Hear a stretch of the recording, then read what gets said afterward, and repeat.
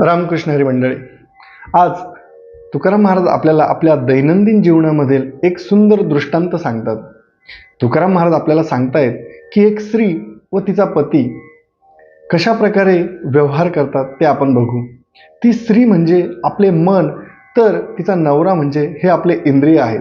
जेव्हा आपले इंद्रिय आपल्या मनाच्या ताब्यात जातात तेव्हा ते मन आपल्या इंद्रियांना कशा प्रकारे वेड्यात काढते हे आज आपण बघणार आहोत. तुकाराम महाराज म्हणतात की एक स्त्री जिला सर्व प्रकारचे सुख असताना सुद्धा ती नवऱ्याला कशा प्रकारे वेड्यात काढते हे बघा.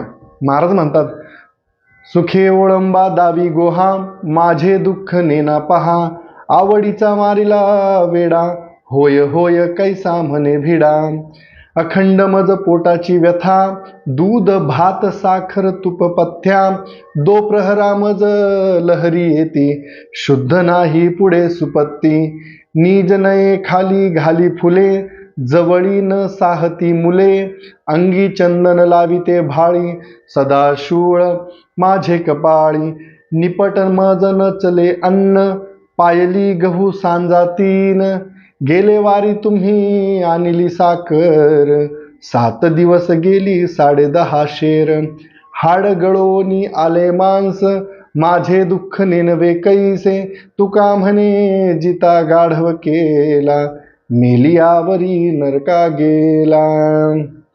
तुकाराम महाराज म्हणतात की एक अशी स्त्री जिला सर्व प्रकारचे सुख प्राप्त असताना सुद्धा ती नवऱ्याला म्हणते की अहो, तुमचं माझ्याकडे लक्ष तरी आहे का, की मला किती दुःख आहे. आणि तो वेडा नवरा सुद्धा तिच्या भीतीने म्हणतो, होय होय तुझं म्हणणं खरं आहे की माझं तुझ्याकडे लक्षच नाही.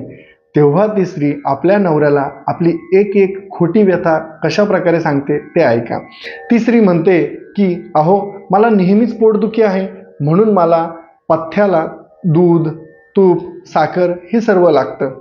आणि एवढं बोलून सुद्धा ती पुढे म्हणाली की दुपारी मला चक्कर येतात, म्हणून मला झोप लागते, आणि झोप नीट लागत नाही, त्यामुळे मी अंगाखाली फुले घालते, आणि अंगाखाली फुले घातल्यानंतर माझ्याजवळ जी माझी मुले असतात त्यांच्यामुळे मला झोप येत नाही, म्हणून ते मुलं मी तुम्हाला सांभाळण्याकरता देते. मी अंगाला आणि कपाळाला चंदन लावते, कारण मला नेहमीच माथा शूळ आहे, मला अगदीच अन्न जात नाही, मला फक्त दिवसातून 3 वेळा पायलीभर सांजा लागतो, आणि हे तुम्हाला माझं दुःख का बरं कळत नाही. पुढे तिसरी म्हणते की गेल्या बाजारी तुम्ही 10 शेर साखर आणली, ती मला फक्त 7च दिवस गेली. तुम्हाला काही कळतं का की माझं हाड आत जाऊन त्यावर मांस चढले आहे, हे माझे